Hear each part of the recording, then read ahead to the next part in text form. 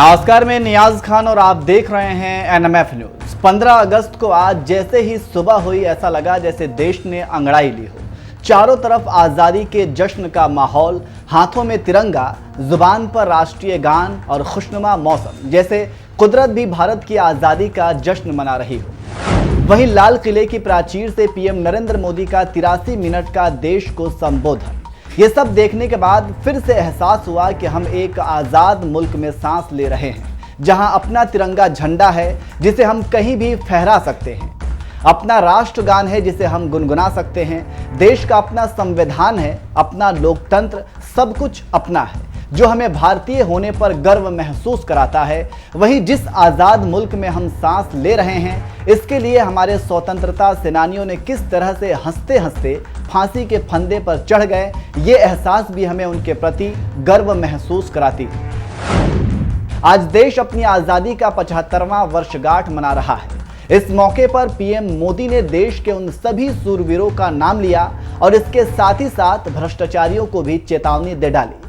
भ्रष्टाचार पर बोलते हुए पीएम ने कहा कि भारत जैसे लोकतंत्र में जहां लोग गरीबी से जूझ रहे हैं, तब ये देखने को मिलता है कि एक तरफ वे लोग हैं जिनके पास रहने के लिए जगह नहीं है और दूसरी तरफ वे लोग हैं जिनके पास अपना चोरी किया हुआ माल रखने के लिए जगह नहीं है। पीएम ने कहा कि यह स्थिति अच्छी नहीं है, इसलिए हमें भ्रष्टाचार के खिलाफ पूरी ताकत से लड़ना होगा।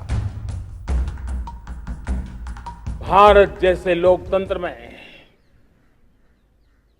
जहां लोग गरीबी से जूझ रहे हैं,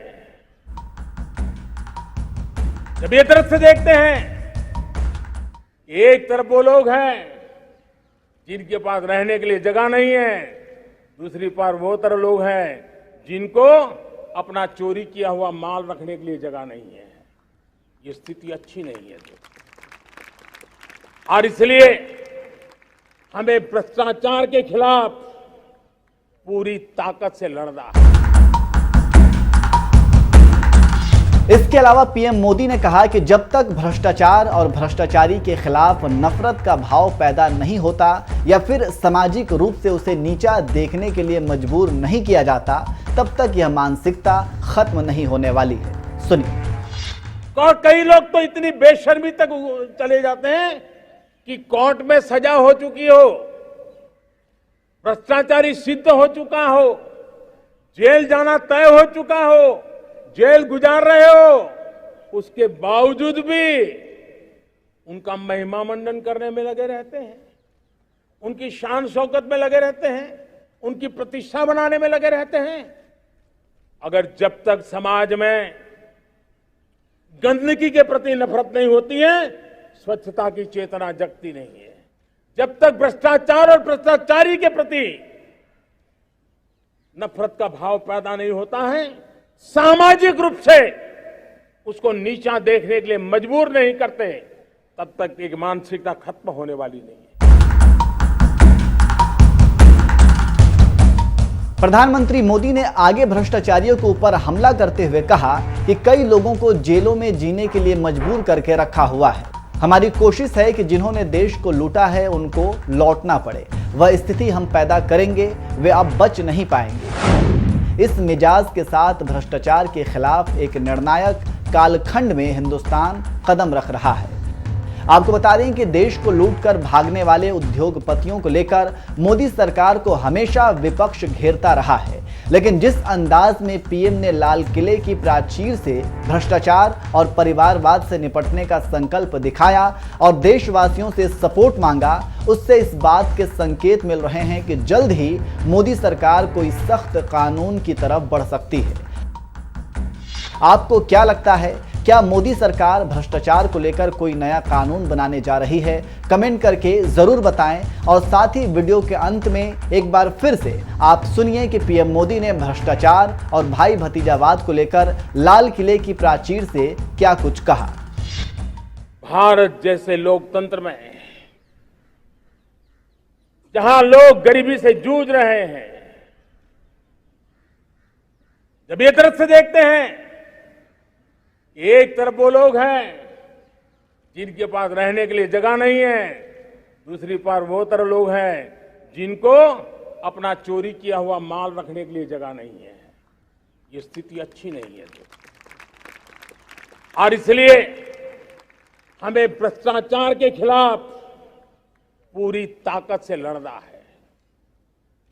पिछले 8 वर्षों में डायरेक्ट बेनिफिट ट्रांसफर के द्वारा आधार, मोबाइल, इन सारे आधुनिक व्यवस्थाओं का उपयोग करते हुए 2 लाख करोड़ रुपए जो गलत हाथों में जाते थे उसको बचा करके देश की भलाई के लिए काम लगाने में हम सफल हुए हैं। जो लोग पिछली सरकारों में बैंकों को लूट लूट करके भाग गए, उनकी संपत्तियां जब्त कर करके वापस लाने की कोशिश कर रहे हैं। कईयों को जेलों में जीने के लिए मजबूर करके रखा हुआ है। हमारी कोशिश है जिन्होंने देश को लूटा है उनको लौटाना पड़े, वो स्थिति हम पैदा करेंगे। भाइयों बहनों, अब भ्रष्टाचार के खिलाफ मैं साफ देख रहा हूं कि हम एक निर्णायक कालखंड में कदम रख रहे हैं। बड़े बड़े चमरबंदी भी बच नहीं पाएंगे। इस मिजाज के साथ भ्रष्टाचार के खिलाफ एक निर्णायक कालखंड में अब हिंदुस्तान कदम रख रहा है। और मैं लाल किले की प्राचीर से बड़ी जिम्मेवारी के साथ कह रहा हूं। और इसलिए भाइयों बहनों, भ्रष्टाचार दीमक की तरह देश को खोखला कर रहा है। मुझे इसके खिलाफ लड़ाई लड़नी है, लड़ाई को तेज करना है, निर्णायक मोड़ पे लेकर के ही जाना है। तब मेरे 130 करोड़ देशवासी, आप मुझे आशीर्वाद दीजिए, आप मेरा साथ दीजिए। मैं आज आपसे साथ मांगने आया, आपका सहयोग मांगने आया हूं, ताकि मैं इस लड़ाई को लड़ पाऊं, इस लड़ाई को देश जीत पाए और सामान्य नागरिक की जिंदगी भ्रष्टाचार ने तबाह करके रखी हुई है। मैं मेरे इन सामान्य नागरिक की जिंदगी को फिर से शान बान शान के लिए जीने के लिए रास्ता बनाना चाहता हूं। और इसलिए मेरे प्यारे देशवासियों, ये चिंता का विषय है कि आज देश में भ्रष्टाचार के प्रति नफरत तो दिखती है, व्यक्त भी होती है, लेकिन कभी कभी भ्रष्टाचारियों के प्रति उदारता बरती जाती है। किसी भी देश में ये शोभा नहीं देगा। और कई लोग तो इतनी बेशर्मी तक चले जाते हैं कि कोर्ट में सजा हो चुकी हो, भ्रष्टाचारी सिद्ध हो चुका हो, जेल जाना तय हो चुका हो, जेल गुजार रहे हो, उसके बावजूद भी उनका महिमा मंडन करने में लगे रहते हैं, उनकी शान शौकत में लगे रहते हैं, उनकी प्रतिष्ठा बनाने में लगे रहते हैं। अगर जब तक समाज में गंदगी के प्रति नफरत नहीं होती है, स्वच्छता की चेतना जगती नहीं है। जब तक भ्रष्टाचार और भ्रष्टाचारी के प्रति नफरत का भाव पैदा नहीं होता है, सामाजिक रूप से उसको नीचा देखने के लिए मजबूर नहीं करते, तब तक एक मानसिकता खत्म होने वाली नहीं है। और इसलिए भ्रष्टाचार के प्रति भी और भ्रष्टाचारियों के प्रति भी हमें बहुत जागरूक होने की जरूरत है। दूसरी एक चर्चा मैं करना चाहता हूं, भाई भतीजावाद। और जब मैं भाई भतीजावाद, परिवारवाद की बात करता हूं तो लोगों को लगता है मैं सिर्फ राजनीतिक क्षेत्र की बात करता हूं। जी नहीं, दुर्भाग्य से राजनीतिक क्षेत्र की उस बुराई ने हिंदुस्तान की हर संस्थाओं में परिवारवाद को पोषित कर दिया है। परिवारवाद हमारी अनेक संस्थाओं को अपने में लपेटे हुए है और उसके कारण मेरे देश की टैलेंट को नुकसान होता है, मेरे देश के सामर्थ्य को नुकसान होता है। जिनके पास अवसर की संभावनाएं हैं वो परिवारवाद, भाई भतीजे के बाद बाहर रह जाता है। भ्रष्टाचार का भी कारण ये भी एक बन जाता है ताकि उसका कोई भाई भतीजे के कार्य आसरा नहीं है तो लगता है चलो भाई कहीं से खरीद करके जगह बना लूं। इस परिवारवाद से, भाई भतीजावाद से हमें हर संस्थाओं में एक नफरत पैदा करनी पड़ी होगी, जागरूकता पैदा करनी होगी, तब हम हमारी संस्थाओं को बचा पाएंगे। संस्थाओं के उज्जवल भविष्य के लिए बहुत आवश्यक है। उसी प्रकार से राजनीति में भी परिवारवाद ने देश के सामर्थ्य को सबसे सारा अन्याय किया है।